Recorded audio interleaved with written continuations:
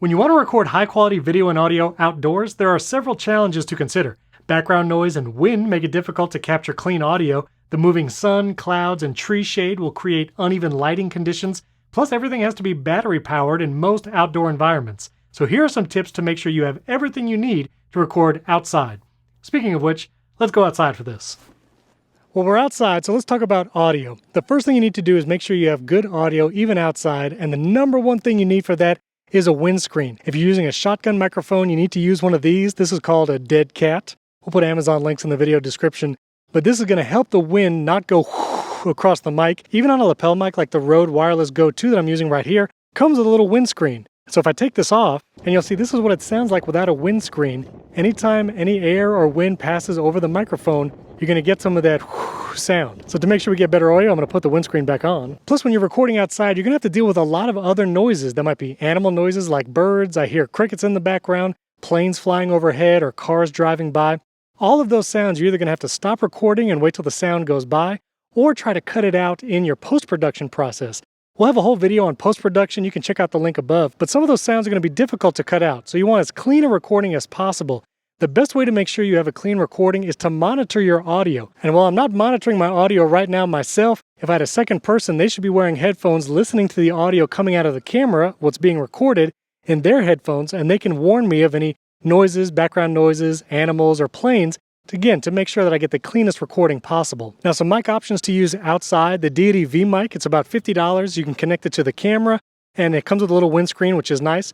The Rode Wireless Go 2 is what I'm using right now. It's about $300 to get two mics, but comes with a windscreen, it's wireless, the batteries last a long time. Plus, this records locally to the device as well as the camera, which is really useful. If you want to step up, you can use the Rode VideoMic Pro, which comes with a windscreen, but you still want to get a dead cat. But those will be battery powered, probably 9-volt battery powered. And so you want to make sure you have plenty of batteries when you're shooting, and test the microphone first to make sure that battery is not dead. The great thing about all those options is that they connect directly to the camera, so you don't need an external audio interface.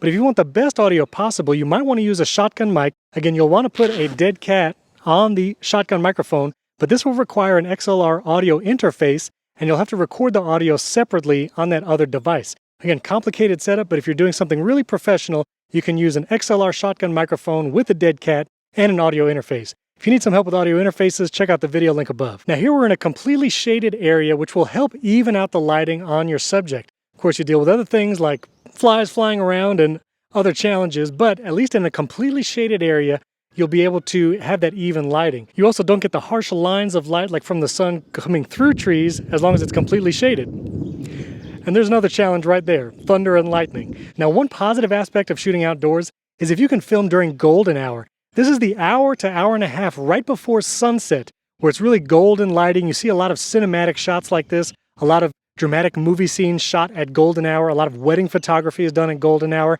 So that could really have some beautiful lighting you can't get in a studio setting. So if you film around that time, that would be really nice. Some other accessories you might need when filming outside. This is called an ND filter. An ND filter is something that will actually shade the camera lens from the sunlight, and if you really want to be able to have a good bokeh, meaning a blurred background, which means your aperture has to be wide, which means it's trying to let a lot of light in, you need an ND filter. I actually have one on right now, and I'm going to show you what it looks like to take the ND filter off. So you can see without the ND filter, you're going to get a very blown out look. Even if I crank the ISO all the way down and the shutter speed way up, it's still not going to look great, and that's why you need one of these. You can also get ND filters that are variable, meaning you can adjust the shade that it provides the lens just by turning the ND filter. So I'm actually just turning the ND filter here on the actual camera lens, and I can find just the right amount of filtering to make sure I get that nice bokeh behind me, but I'm still well lit. We'll put a link to some variable ND filters in the video description. And again, you have to get one for your size lens. On your lens, you'll see a millimeter measurement that might be 67, lower or higher, and the ND filter has to match that millimeter measurement so it fits on your lens. Of course, filming outdoors, you're going to want a durable tripod that can go in many different terrains. That's dirt, sand, gravel, or pavement. And so again, we'll put some links to some Manfrotto tripods you can use. And if you're going to be previewing your video on a monitor, either the built-in monitor or an external 5 to 7 inch monitor you attach to your camera, you're going to want a monitor hood or a shade.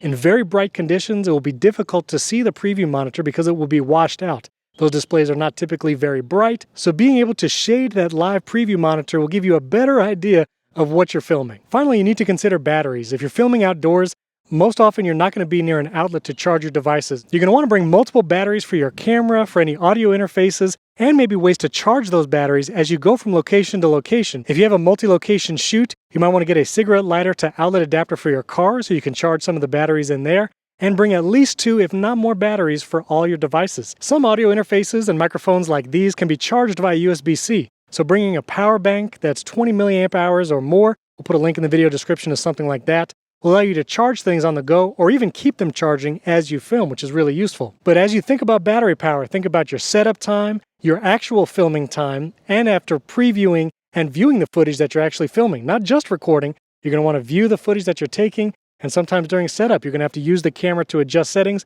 Keep all of that in mind as you plan for battery power. So those are some tips for filming outside. If you have any questions, leave a comment below in the video description, hit the like button, and subscribe to the channel. We have content about podcasting, using video switchers, how to use a mirrorless camera as a webcam, and if you're ready to start recording high-quality video and audio content with Riverside, check out this playlist, how to get started with our iPad, iPhone app, and everything you need to know to use Riverside. Thanks for tuning in. We'll catch you in the next video.